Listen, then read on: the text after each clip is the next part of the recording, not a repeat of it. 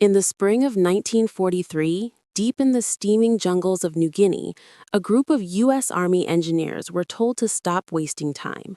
Their latest experiment was dangerous, unapproved, and, in the words of one senior officer, a flying coffin.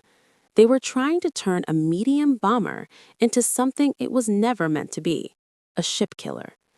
The aircraft was a North American B-25 Mitchell, already respected, already proven, but now these men wanted it to do the impossible.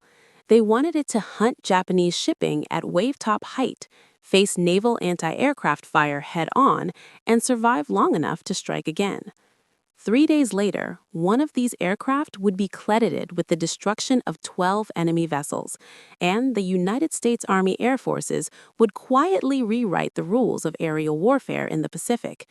This is the story of the B-25 that engineers called impossible until it changed the war. By early 1943, the Pacific War was stalling. American forces had air superiority in places like New Guinea, but Japan still moved troops and supplies freely by sea. High-altitude bombing wasn't working.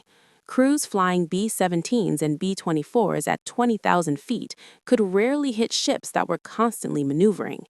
Japanese destroyers could change course faster than bomb sites could calculate. Hit rates were under 3%. Worse still, torpedo bombers were being shredded by flak before they could release. Convoys were surviving. Reinforcements were reaching the front. Something had to change. At Port Moresby, a group of mechanics, armorers, and field engineers began experimenting on damaged B-25 Mitchells, aircraft nobody else wanted. They tore out glass noses. They stripped out bombardier stations. They bolted 50 caliber machine guns into every free inch of aluminum they could find. The idea was simple. If bombers couldn't hit ships from above, they would kill them from the side. The B-25 was not built for low-level naval combat. It was heavy. It was wide. It was never meant to skim 50 feet above the ocean under concentrated fire, and now engineers were loading it with up to 14 forward-firing 50 caliber guns, more firepower than most fighters. Commanders warned, recoil would rip the nose apart, muzzle flash would blind pilots, fuel tanks would ignite instantly, one flak burst would kill everyone. They added armor plating around the cockpit, steel blast shields behind gun barrels, modified bomb racks to carry 500-pound parafrag bombs for mast height release. The result was not a bomber anymore. It was a flying battleship, and they called it a strafer. In early March 1943, intelligence reported a Japanese coastal convoy moving between Rabaul and Leh, troop ships, ammunition barges, escorts. A flight of B-25 strafers was scrambled. One aircraft in particular, a freshly modified Mitchell, had never seen combat. Its crew barely trusted it. They descended to 200 feet, then 100, then wave-top height. As the lead pilot lined up on the first transport ship, every anti-aircraft gun in the convoy opened fire. Tracers ripped past the cockpit. The pilot held the trigger. The nose erupted. 14 machine guns turned the ocean into boiling white water. Deck crews were cut down before they could reach their guns. The ship's bridge disappeared in a cloud of splintered steel. A 500-pound bomb skipped off the waves and slammed into the hull at the waterline. The ship broke in half. Then the B-25 rolled straight into the second vessel. In one mission, 4 ships destroyed, 2 burning, no American losses. Over the next 72 hours, the same aircraft flew 3 sorties. By the end, 12 confirmed ships sunk, over 3,000 tons of shipping destroyed, 0 escort vessels able to protect convoys. Japanese commanders began routing traffic only at night, and even that wasn't enough. The Battle of the Bismarck Sea followed days later. Armed with B-25 strafers, American air units annihilated an entire Japanese reinforcement convoy, 8 troop transports, 4 destroyers, more than 3,000 soldiers drowned. It was not luck, it was doctrine. The impossible aircraft had become the most lethal ship killer in the Pacific. Within weeks, Japan's logistics system was in freefall. Supplies stopped reaching frontline garrisons. Entire islands were cut off. The B-25 gunship had done something battleships and carriers could not. It had broken the sea lanes. The United States Army Air Forces had a problem. The engineers were winning, but the doctrine books were wrong. Bomber Command still believed bombers belonged at altitude. Strafing was fighter work. Heavy guns on medium bombers were unsafe, yet every report from New Guinea contradicted them. The engineers weren't following manuals, they were rewriting them, and Washington had a choice: shut the program down or admit that frontline mechanics had just invented the future of air warfare. They chose the second. Orders were sent to North American Aviation. New B-25 variants were requested, with solid noses, factory-installed gun packs, reinforced frames for sustained recoil, and upgraded armor kits.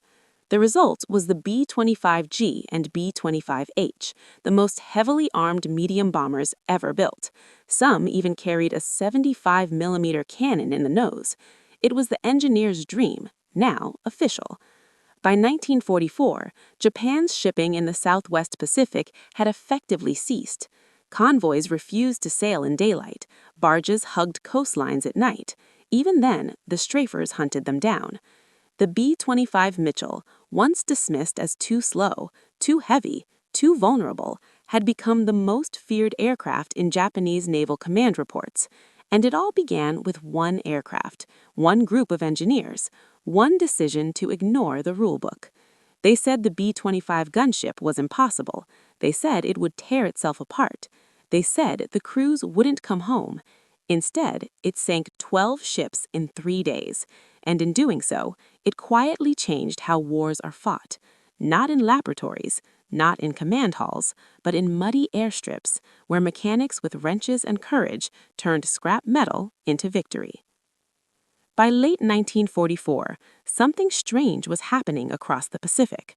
American pilots were flying patrol after patrol and finding nothing. No convoys, no transports, no escort destroyers slicing through the morning mist. Japanese shipping had not adapted, it had vanished. Interrogations of captured Japanese naval officers later revealed the truth. The B-25 strafers had done more damage in 12 months than submarine campaigns had done in 3 years. Harbors jammed with supply ships now sat silent. Island garrisons were starving. On Biak, Buna, and Leyte, Japanese units were fighting with rifles older than their soldiers, living on half rations, sometimes boiling jungle roots for food. One officer told his Air American interrogator, "We stopped sailing in daylight. Then we stopped sailing at all." The crew of the original Mitchell never became famous. No medals in newspapers, no headlines. They rotated home quietly in early 1944. One became a crop duster in Iowa. Another went back to machining engine parts in Detroit. A third never flew again. He had lost too many friends. But when the war ended, Japan's surrender document listed something strange in the annex reports. Loss of coastal transport capacity irreversible. The B-25 gunship had not just sunk ships, it had erased Japan's ability to fight a modern war. Today, restored B-25s sit in museums across America, polished aluminum, silent propellers. Visitors smile for photos, but none of them look like they in 1943. None of them carry the scars, the bullet holes patched with scrap steel, the blast shields welded on in jungle heat, the nose gun ports burned black from endless firing runs. That impossible aircraft is gone now, but its legacy isn't. Because sometimes history isn't changed by generals. Sometimes it's changed by engineers who refuse to listen, and by crews brave enough to fly what never should have worked.